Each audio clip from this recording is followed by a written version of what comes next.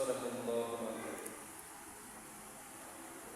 Yang saya hormati Bapak Ketua DKM, Bapak Didi Sarudin, yang saya hormati Bapak Guru kita, Bapak Ustaz Iswan, Bapak Ustaz Amin, dan juga yang saya hormati Bapak-bapak hadirin jamaah Masjid Jamiat Taqwa yang senantiasa dirahmati Allah.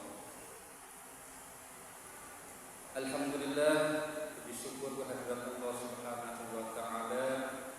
Pada kesempatan ini kita semua dalam keadaan sehat baik lahir maupun batin, dalam keimanan dan keislaman kita diberikan kesempatan oleh Allah dapat bersilaturahim bersama di Masjid At-Taqwa ini dalam rangka kita belajar bersama. Selanjutnya salawat serta salam semoga senantiasa dilimpahkan kepada junjungan kita yaitu Nabi besar Muhammad sallallahu alaihi wasallam, juga kepada keluarganya, kepada para sahabat-sahabatnya, kepada para tabi'in, kepada para tabi'in sampai kepada kita semua sebagai umatnya, umat Rasulullah sallallahu alaihi wasallam. Rasulullah sallallahu alaihi wasallam menyampaikan ajaran Islam bahwasanya adalah mengajak kita menuju jalan keselamatan, baik itu keselamatan di dunia maupun keselamatan di akhirat. Dan insyaallah kita semua senantiasa tergolong ke dalam orang-orang yang memperoleh keselamatan dan senantiasa dalam lindungan Allah. Amin ya Allah ya rabbal alamin. Hadirin jamaah Masjid Jamiat Taqwa yang senantiasa dirahmati Allah. Pada kesempatan ini saya berusaha untuk mengisi pengajian malam minggu rutinan seperti biasa, bahwasanya saya berbicara di depan di sini adalah saya bukanlah guru ataupun ustaz bapak-bapak hadirin sekalian, namun marilah kita sama-sama bimbing kita di sini niatkan untuk belajar bersama. Dan seperti biasa, setiap pertemuan yang saya sampaikan adalah tentang hadis-hadis Rasulullah. Allah Subhanahu wa taala berfirman, "A'udzubillahi minasyaitonir rajim. Wal 'ashri innal insana lafi khusrin illa alladziina aamanu wa 'amilus shaalihati wa tawassaw bil haqq wa tawassaw bis sabr." Dalam firman tersebut saya mengisi pengajian ini bertemakan tentang kebaikan atau kebajikan, karena dalam firman Allah tersebut bahwasanya demi waktu sesungguhnya manusia itu berada dalam kerugian kecuali orang-orang yang beriman dan beramal soleh.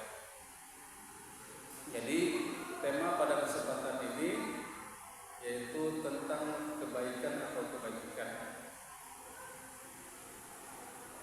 Mudah-mudahan dengan membahasnya hadis-hadis Rasulullah SAW tentang kebaikan atau kebajikan di sini, insya Allah akan menggugah hati kita senantiasa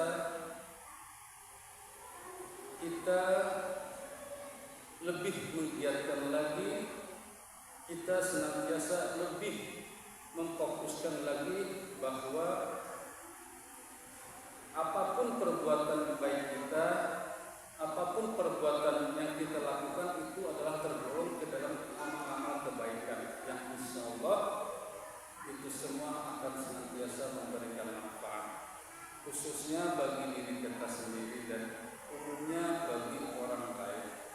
Oleh karena itu mudah-mudahan dengan membahas hadis-hadis Rasulullah tentang temanya kebaikan atau kebajikan, mudah-mudahan akan menggugah hati kita semua. Amin ya Allah ya rabbal alamin. Hadirin jamaah yang dirahmati Allah, Untuk hadis yang pertama, yaitu bahwasanya temanya adalah balaslah kebaikan orang dengan kebaikan yang setimpal. Rasulullah Shallallahu Alaihi Wasallam bersabda, siapapun yang datang kepada kalian dengan membawa yang bajik, maka berikanlah imbalan. Apabila kalian tidak menemukan apa yang akan kalian berikan kepadanya, maka senantiasa berdoalah untuk kebaikan orang tersebut. Hadis riwayat Tabrani melalui Al-Hakim Ibnu Umar. Mengenai penjelasan Rasulullah SAW, hadis Rasulullah tersebut, bahwasanya membalas kebaikan orang yang telah berbuat baik kepada kita merupakan hal yang dianjurkan, yaitu dengan kebaikan yang serupa. Dan jika kita tidak mampu untuk membalas kebaikan orang tersebut dengan hal yang serupa karena kita tidak punya atau tidak mampu, maka sebaiknya doakan kebaikan untuk orang tersebut. Dalam hadis terdahulu telah disebutkan bahwa barang siapa yang tidak berterima kasih kepada manusia, berarti ia tidak bersyukur kepada Allah Subhanahu wa Ta'ala. Jadi kesimpulan dari hadis di sini bahwasanya kita jangan merasa gengsi mengucapkan terima kasih kepada orang yang telah membantu kita, karena di sini jelas bahwasanya orang yang tidak berterima kasih kepada manusia berarti ia tidak bersyukur kepada Allah. Ya, jadi di sini kita jelas bahwa apabila kebaikan yang kita terima dari orang lain, walaupun hal yang sekecil apapun, misalnya kita ketika duduk disuguhkan air putih, Pak silahkan minum Pak, kita ucapkan jangan ogah atau malu atau gengsi mengucapkan terima kasih, walaupun itu hanya sekedar air putih, itu adalah kebaikan. Jadi di sini jelas bahwa orang yang tidak mau berterima kasih kepada manusia, dia tidak bersyukur kepada Allah. Jadi di sini jelas bahwa kita harus senantiasa menjadi orang-orang yang bersyukur, itu salah satunya dengan kita banyak berterima kasih atau tidak ogah atau tidak rasa gengsi mengucapkan terima kasih kepada sesama. Kemudian hadis yang kedua, berbuat baiklah kepada orang yang tidak pernah berbuat baik kepadamu. Rasulullah SAW bersabda yang artinya, kunjungilah orang yang tidak mengunjungimu dan berikanlah hadiah orang yang tidak memberimu hadiah. Hadis riwayat Bukhari.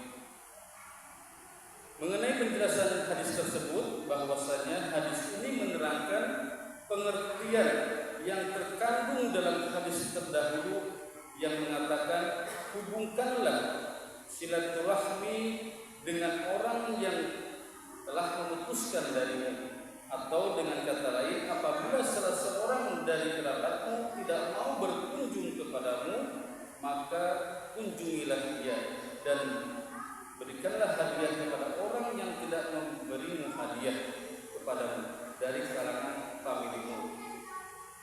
Tujuannya adalah untuk menjalin hubungan silaturahmi yang telah ada dan untuk dapat memberikan hubungan yang lebih baik, artinya lebih mempererat hubungan persaudaraan. Jadi di sini dianjurkan bahwasanya kita senantiasa harus mau bersilaturahim kepada orang yang telah memutuskan hubungan silaturahim dengan kita, sehingga silaturahim itu dapat terhubung kembali dan akan semakin mempererat tali persaudaraan.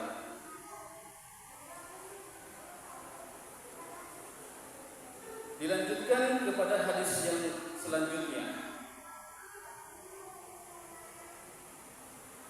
Jangan kita dalam mencari kebajikan. Rasulullah SAW bersabda, yang artinya, carilah kebajikan dari orang-orang yang belas kasihan di antara umatku. Niscaya kalian dapat hidup di bawah naungan mereka, dan janganlah kalian mencarinya dari orang-orang yang hatinya keras, karena sesungguhnya laknat akan turun menimpa mereka. Hai Ali, sesungguhnya Allah Subhanahu wa Ta'ala telah menciptakan kebajikan.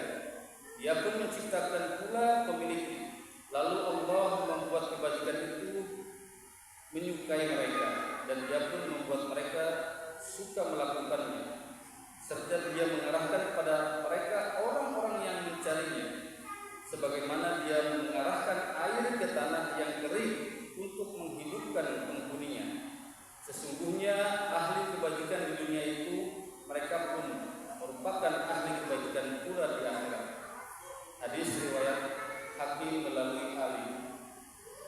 Mengenai penjelasan hadis tersebut, bahwasanya kalau kita hendak meminta pertolongan atau bantuan kepada sesama kita, maka mintalah kepada orang-orang yang penyayang.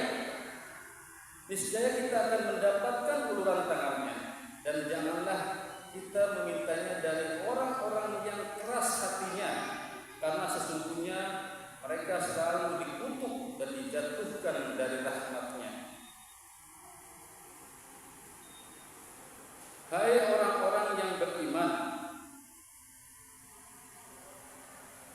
apakah sebabnya bila dikatakan kepadamu, berangkatlah untuk berperang, maka jalan Allah kamu merasa berat dan ingin tinggal di tempatmu? Apakah kamu puas dengan kehidupan di dunia sebagai ganti kehidupan di akhirat? Padahal kenikmatan hidup di dunia itu dibandingkan dengan kehidupan di akhirat hanyalah sedikit.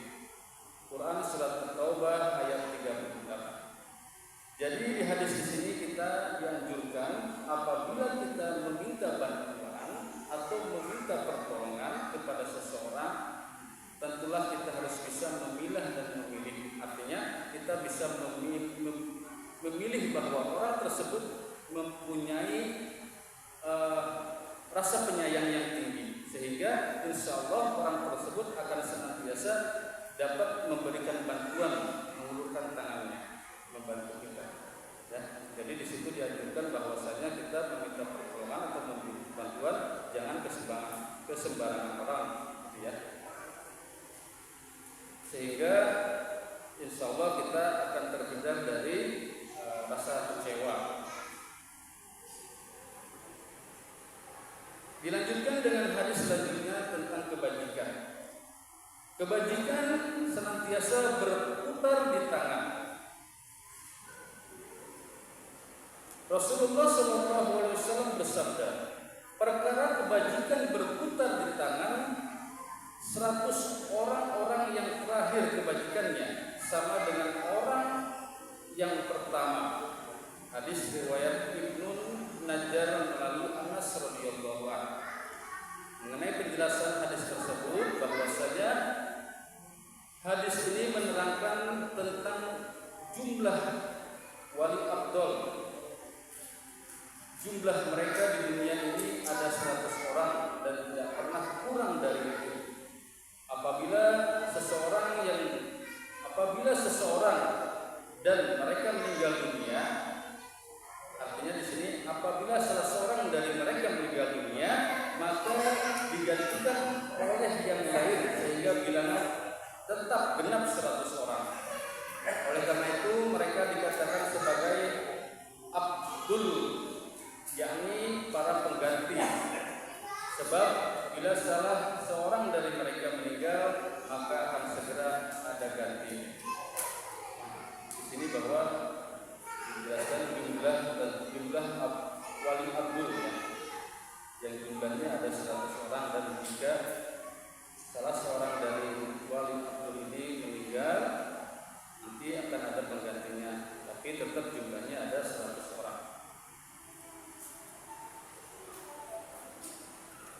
Kita lanjutkan hadis tentang kebajikan. Kebajikan dapat menghindarkan dari keburukan. Hadis Rasulullah tersebut, Rasulullah SAW bersabda bahwa kebajikan adalah merupakan salah satu dari pintu surga. Ia dapat menghindarkan pelakunya dari keburukan yang senantiasa membinasakannya. Hadis riwayat Abu Syekh melalui Ibnu Umar radhiyallahu anhu. Jadi penjelasan tentang hadis di sini bahwasanya hadis terdahulu disebutkan bahwa perbuatan-perbuatan yang ma'ruf atau yang baik dapat menolak kejahatan yang datang secara tiba-tiba. Al-ma'ruf adalah merupakan nama dari salah satu pintu surga. Jadi al-ma'ruf itu adalah merupakan nama salah satu pintu surga. Pintu ini khusus bagi mereka yang ahli kema'rufan. Sesungguhnya tiap-tiap orang yang masuk surga kelak akan memasuki pintunya masing-masing sesuai dengan amal-amal perbuatannya. Jadi di sini bahwa apabila orang yang senantiasa menyibukkan dengan perbuatan ma'ruf, maka dia akan masuk ke dalam surga ini, masuk melalui pintu yang namanya al-ma'ruf, ya, salah satu nama pintu surga.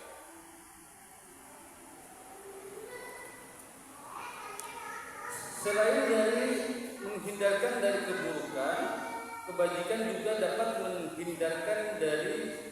menangkal dari segala perbuatan kejahatan. Rasulullah SAW bersabda bahwa perbuatan ma'ruf dapat menghindarkan dari keburukan yang senantiasa membinasakan. Hadis riwayat Abu Sa'id Al-Khudri radhiyallahu anhu. Jadi penjelasan mengenai hadis di sini yaitu hadis ini pernah diterangkan sebelumnya yang intinya menganjurkan untuk berbuat kebajikan karena sesungguhnya perbuatan yang baik itu dapat menangkal datangnya kejahatan-kejahatan. Jadi apabila kita senantiasa menyibukkan diri dengan perbuatan-perbuatan amal kebajikan, insyaallah kita semua senantiasa mendapatkan perlindungan dari Allah dan akan terhindar dari segala kejahatan-kejahatan.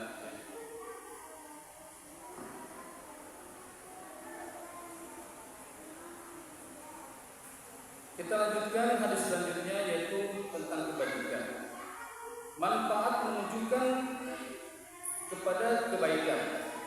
Jadi kita selain kita sibukkan diri kita untuk senantiasa berbuat baik, mari kita sama-sama mengajak atau menunjukkan kepada rekan atau teman saudara kita untuk berbuat kebaikan. Di sini ada Rasulullah SAW bersabda bahwasanya orang yang menunjukkan kebaikan akan memperoleh pahala seperti orang yang mengerjakannya, dan Allah menyukai orang yang suka menolong orang-orang yang memerlukan pertolongan. Jadi apabila kita menyampaikan kebaikan kepada seseorang dan orang yang kita ajak berbuat kebaikan itu melaksanakan apa yang kita sarankan, maka pahalanya sama dengan orang yang melakukan kebaikan tersebut. Mengenai penjelasan hadis di sini bahwasanya yang memperoleh pahala dari perbuatan baik itu bukanlah hanya pelakunya saja, tetapi orang yang memberikan petunjuk kepada kebaikan itu, maka dia akan memperoleh pahala pula, seperti ia berjasa dalam hal terwujudnya perbuatan baik tersebut. Memberikan pertolongan kepada orang lain bukan hanya dalam bentuk materi saja, tetapi pengertiannya adalah lebih luas lagi dari itu. Antara lain adalah memberikan petunjuk yang baik kepada saudara-saudara yang membutuhkannya.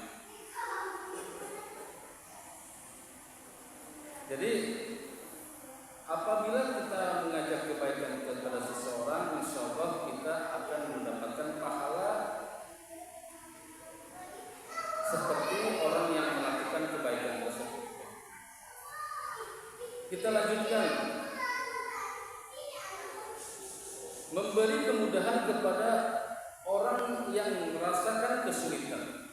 Rasulullah SAW bersabda, barang siapa orang yang memudahkan orang yang kesulitan, niscaya Allah akan memberinya kemudahan baik di dunia maupun di akhirat.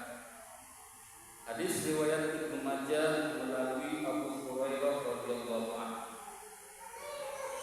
Penjelasan tentang hadis tersebut adalah orang yang memberikan kemudahan kepada saudaranya yang sedang kesulitan, niscaya Allah akan membalasnya dengan memberikan kemudahan kepadanya baik di dunia maupun di akhirat.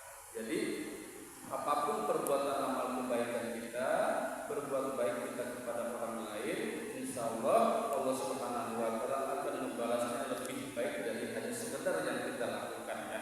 Jadi kita berbuat baik itu adalah hanya sekedar kemampuan kita, tetapi Allah akan membalasnya kebaikan yang kita lakukan hanya sekedar itu lebih baik dari hanya sekedar yang kita lakukan tersebut. Seperti Allah Subhanahu wa Ta'ala berfirman di dalam Al-Qur'an, ada yang man amila sholihan min dzakarin aw unsa wa huwa mu'minun wa lam yaj'alhu ayatan thayyibatan wa lam yaj'alhu kufran biasa akan ya'malun. Jadi baik itu laki-laki maupun perempuan yang berbuat baik, maka Allah akan membalasnya, ya, kebaikan tersebut, ya, yang sekadar itu lebih baik dari yang sekadar yang dia lakukan.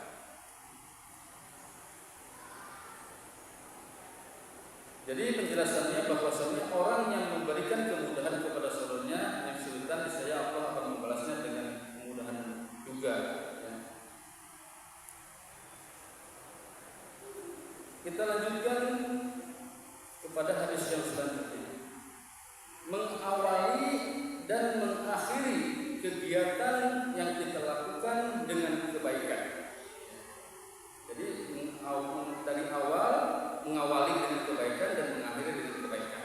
Rasulullah SAW bersabda, barang siapa membuka pagi hari dengan amal kebaikan dan mengakhirinya dengan amal kebaikan pula, niscaya Allah Subhanahu wa Ta'ala berfirman kepada para malaikatnya, janganlah kalian catat dosa-dosa yang dikerjakannya di antara kedua amal kebaikan itu, ya, di antara kedua amal baiknya itu. Hadis riwayat Tirmidzi.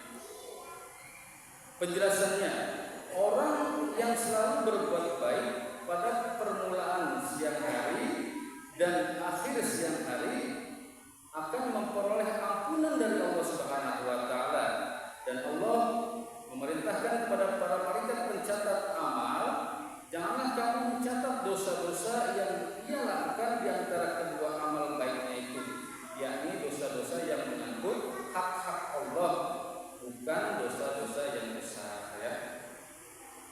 Jadi di sini dianjurkan, hadis ini menunjukkan bahwasanya kita mengawali dan mengakhiri hal dengan kegiatan apapun kita dengan amal kebaikan, ya. Artinya kita bangun dari pagi hari dengan berbuat amal baik sampai sore berbuat amal baik, ya. Nanti Allah akan memerintahkan para malaikatnya bahwasanya senantiasa kita tergolong orang-orang yang baik dan dihapuskan dari segala dosa-dosa yang menyangkut hak-hak Allah. Kita lanjutkan hadis selanjutnya. Perbuatan baik yang membuahkan hasil yang lebih baik. Rasulullah SAW bersabda, adil itu baik, lebih baik lagi bila dilakukan oleh para ulama, para umaro. Adil itu baik, lebih baik lagi bila dilakukan oleh para umaro atau penguasa. Dermawan itu baik, lebih baik lagi bila yang melakukannya adalah orang-orang yang berkecukupan. Sifat wara atau menjauhi maksiat dan hal yang ma'ruf adalah baik. Lebih baik lagi bila dilakukannya oleh para ulama. Sabar itu baik, lebih baik lagi bila dilakukan oleh orang-orang yang fakir.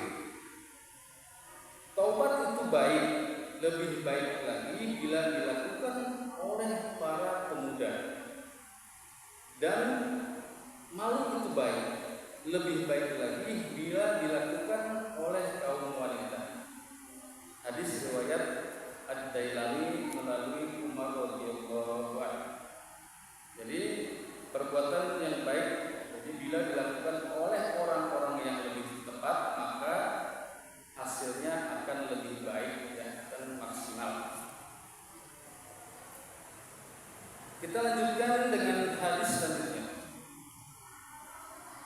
Mengenai perintah berbuat kebajikan, Rasulullah SAW bersabda, berbuatlah kebajikan kepada orang yang layak menerimanya dan juga kepada orang yang tidak layak menerimanya.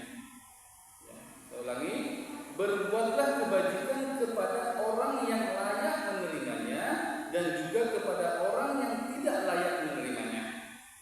Apabila kebajikan tepat mengenai orang yang layak menerimanya, berarti engkau telah memberikannya kepada ahlinya. Dan apabila kamu tidak mengenai orang yang layak menerimanya, berarti kamu sendirilah yang menjadi ahlinya. Hadis riwayat Al-Khatib melalui Ibnu Umar radhiyallahu anhu. Mengenai penjelasan hadis tersebut, bahwasanya berbuat kebajikan merupakan hal yang diperintahkan tanpa memandang kepada siapapun kita berbuat baik. Jadi di sini jelas bahwa kita berbuat baik itu tidak harus memandang kepada siapapun itu, ya. Kita berbuat baik harus kepada semuanya, baik yang kepada yang tepat sasaran atau yang tidak tepat sasaran, ya. Jadi kita berbuat baik.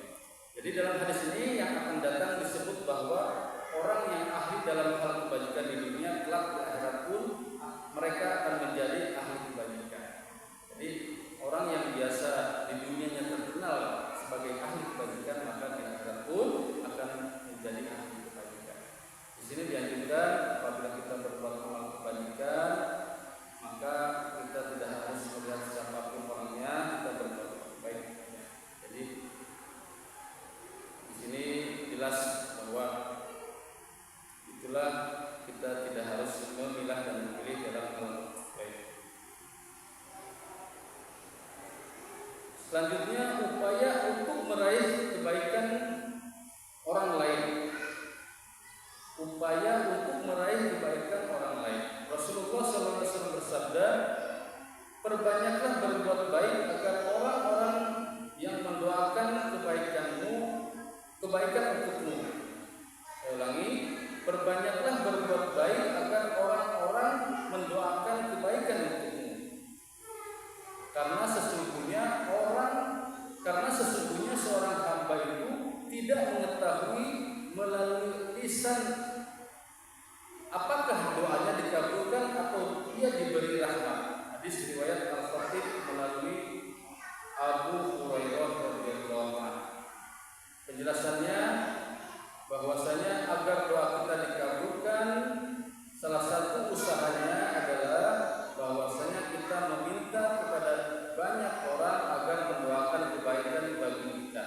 Semakin banyak orang yang mendoakan kita, maka semakin dekat akan dikabulkan.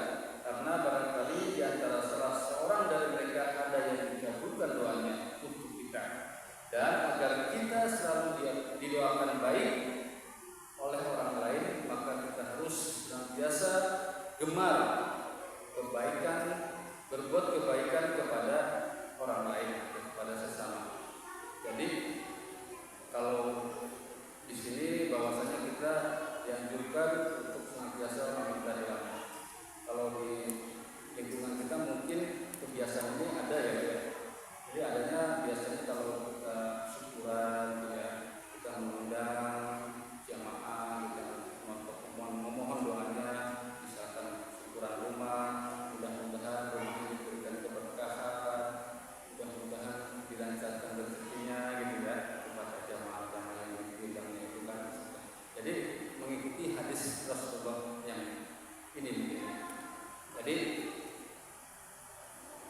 Mudah-mudahan kita semua senantiasa diberikan kekuatan oleh Allah Subhanahu wa taala untuk senantiasa berbuat baik. Minimal kebaikan-kebaikan itu akan senantiasa berdampak kepada diri kita sendiri.